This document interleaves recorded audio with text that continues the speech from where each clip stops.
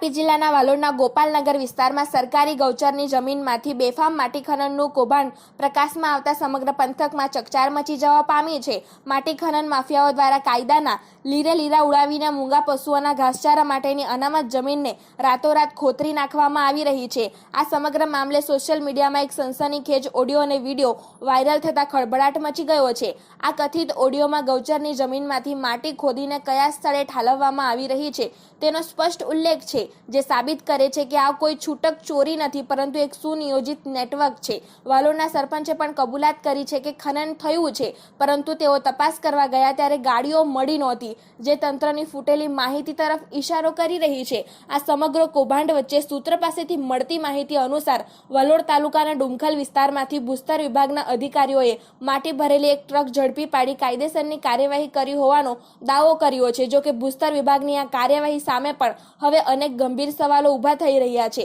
સ્થાનિક પંથકમાં એવી ચર્ચાએ જોર પકડ્યું છે કે ભૂસ્તર વિભાગ માત્ર નાના ધંધાર્થીઓ અને નાની માછલીઓનો શિકાર કરી વાહવાહી લૂંટવાનો પ્રયાસ કરી રહ્યું છે, જ્યારે ગૌચરની જમીન આખી ખોતરી નાખનારા મોટા મગરમચ્છો અને વગદાર ખનન માફિયાઓને પકડવાને બદલે તેમને છૂટો દોર આપી દેવામાં આવ્યો હોય તેમ જણાઈ રહ્યું છે। ગૌચરની જમીન પર રાત દિવસ ચાલતા ગેરકાયદેસર ખનન સામે કોઈ નક્કર કાર્યવાહી ન થવી તે ભૂસ્તર વિભાગની દાનત સામે આંગળી ચીંધી રહ્યું છે। ભૂસ્તર વિભાગની કામગીરીમાં સૌથી મોટી ગેરરીતિ ત્યારે સામે આવી જ્યારે જપ્ત કરવામાં આવેલ માટી ભરેલ ટ્રકને નિયમ મુજબ સરકારી કચેરીના કમ્પાઉન્ડમાં કે નજીકના પોલીસ સ્ટેશનમાં જમા કરવાને બદલે વાલોડની એક ખાનગી કોરી પર મૂકવામાં આવી છે।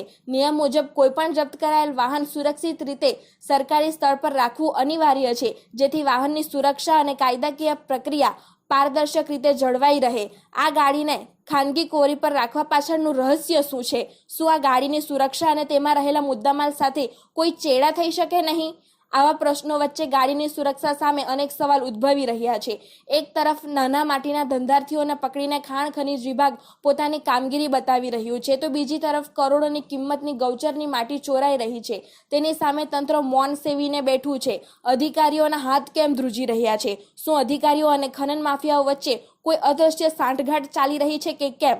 ત્યારે હવે જોવાનું એ રહે છે કે ઉચ્ચ અધિકારીઓ આ મામલે હસ્તક્ષેપ કરીને તટસ્થ તપાસ કરાવે છે કે પછી ભૂસ્તર વિભાગની આ પક્ષપાતી અને શંકાસ્પદ કામગીરી આમ જ ચાલુ રહેશે।